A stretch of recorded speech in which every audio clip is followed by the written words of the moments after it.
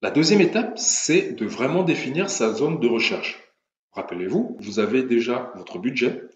Par rapport à votre budget, il va falloir que vous soyez réaliste entre vos ambitions, votre budget. C'est pour ça qu'il vaut mieux commencer par le budget parce que ça va vous éviter des illusions. Ça ne sert à rien d'aller visiter de très beaux terrains si vous n'avez pas les moyens de les acheter. Si votre budget c'est 300 000 euros, aller visiter des terrains à 200 000 euros, ça ne va pas du tout vous aider. Pour définir sa zone de recherche, en fait, il faut prendre en compte vos envies, mais aussi le côté pratique. Nombreuses sont les personnes qui ont envie d'aller vivre à la campagne et puis qui se rendent compte qu'en fait, une fois que la maison est installée dans leur terrain, dans un cadre bucolique, effectivement, leurs enfants, ils doivent se lever à 6 heures du matin pour attraper le bus de ramassage scolaire qui passe à 7 heures. Et en fait, les enfants sont fatigués, ça les perturbe tout le temps, etc. Et très souvent, on se retrouve avec des personnes qui revendent beaucoup plus tôt leur maison. Pourquoi? Parce que, en fait, il y a ce genre de détails donc, qui sont d'un point de vue pratique qu'ils n'avaient pas anticipé. Gardez à l'esprit que votre maison, c'est aussi un investissement parce que vous mettez beaucoup d'argent. C'est la raison pour laquelle vous devez au maximum être dans des zones qui sont attractives, ce qui fait que si un jour vous devez revendre votre bien, eh bien que votre bien, vous puissiez le vendre rapidement. Gardez à l'esprit une statistique. En France, les propriétaires de résidences principales gardent leurs biens environ 8 ans. Effectivement, vous allez créer votre maison comme si vous alliez y passer la vie, mais il y a fort à parier que vous y resterez une dizaine d'années. Alors, mettez-vous à la place des personnes qui pourraient être amenées à racheter votre maison et posez-vous la question si être perdu au milieu des champs, c'est quelque chose qui est de nature, par exemple, à intéresser plein de monde, ou alors être dans un axe où il y a plein de passages avec des bruits de poids lourds, etc. Vraiment, gardez ces points-là en tête. Attention, si vous achetez à deux, vous devez faire des compromis entre se mettre à la campagne pour l'un ou être en hypercentre, les temps de trajet vers le travail de l'un et de l'autre, etc. Donc c'est vraiment tout ça qui va vous permettre de définir une zone de recherche.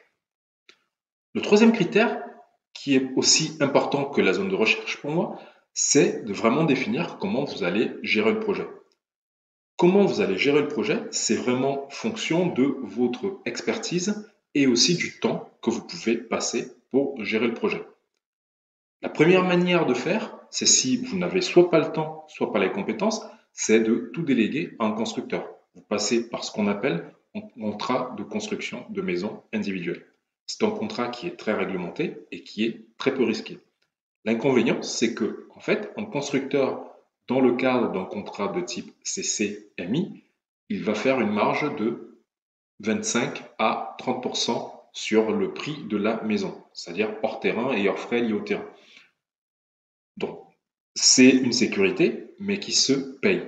Attention cependant à vraiment sélectionner un qui a les bonnes assurances. La deuxième manière de faire, c'est d'aller voir un maître d'œuvre. Un maître d'œuvre, ça peut être un cabinet d'architecte, ça peut être aussi juste un conducteur de travaux, quelqu'un qui va prendre la gestion de votre projet pour vous. La petite subtilité par rapport au cas d'un constructeur, c'est que c'est vous qui allez passer un contrat en direct avec les entreprises qui vont intervenir sur votre chantier. Le maître d'œuvre, son rôle, ça va être de gérer le chantier et puis de passer l'appel d'offres pour votre projet auprès des entreprises et il vous conseillera sur le sérieux des unes et des autres. Attention, ça veut dire concrètement que si jamais il y a une entreprise qui vous plante au beau milieu d'un chantier, vous ne pourrez pas vous en prendre à votre maître d'œuvre. Parce qu'il n'a aucun lien contractuel avec ces entreprises, ce sera plutôt à vous de prendre votre pouvoir en tant que maître d'ouvrage, maître d'ouvrage étant la maison finie, pour justement trouver un autre artisan pour remplacer l'entreprise défaillante au pied levé. La troisième méthode, c'est de tout gérer en direct. Dans cette méthode-là, ça veut dire concrètement que vous avez des connaissances techniques qui sont pointues et surtout que vous avez beaucoup de temps à passer sur votre chantier. Ça veut dire que vous n'avez personne qui fait l'interface entre les artisans qui interviennent sur le chantier et vous-même. Concrètement, ça veut dire quoi? Ça veut dire que toutes les malfaçons possibles qui peuvent intervenir, vous devez être capable de les détecter vous-même, vous devez être capable d'organiser le planning d'intervention des artisans et vous pouvez très vite être submergé parce qu'une maison, en fait, c'est un balai qui est extrêmement complexe. Imaginons par exemple que vous avez fini la fondation, il faut que le plombier passe pour faire les branchements de différentes évacuations et des autres tuyaux, etc. dans la maison. Eh bien, tant qu'il n'est pas passé, en fait, vous ne pouvez pas couler la dalle. Et imaginons que par exemple, le plombier qui devait passer un lundi, il vous dit qu'il passe pas cette semaine, il passe plutôt la semaine prochaine. Ça veut dire qu'entre-temps, vous ne pouvez pas couler la dalle. Vous savez qu'une fois que vous avez coulé la dalle, vous avez à peu près, on va dire, 28 jours d'attente pour que le béton en fait atteigne sa dureté maximale à cœur. Eh bien, en fait, vous pouvez prendre plein de retards comme ça. Dans le cas, par exemple, d'un maître d'œuvre, en fait, c'est des entreprises avec lesquelles ils ont l'habitude de travailler, ils les connaissent, et comme ils amènent un business récurrent à ces entreprises-là, on va dire que leurs chantiers sont plutôt bien traités.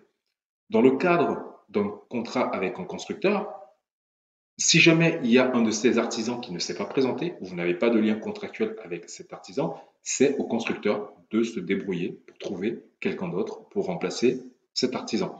Donc vraiment, beaucoup de personnes au début de leur projet ont l'envie de tout gérer, etc. Assurez-vous d'une chose, est-ce que vous avez le temps? Est-ce que vous avez les compétences?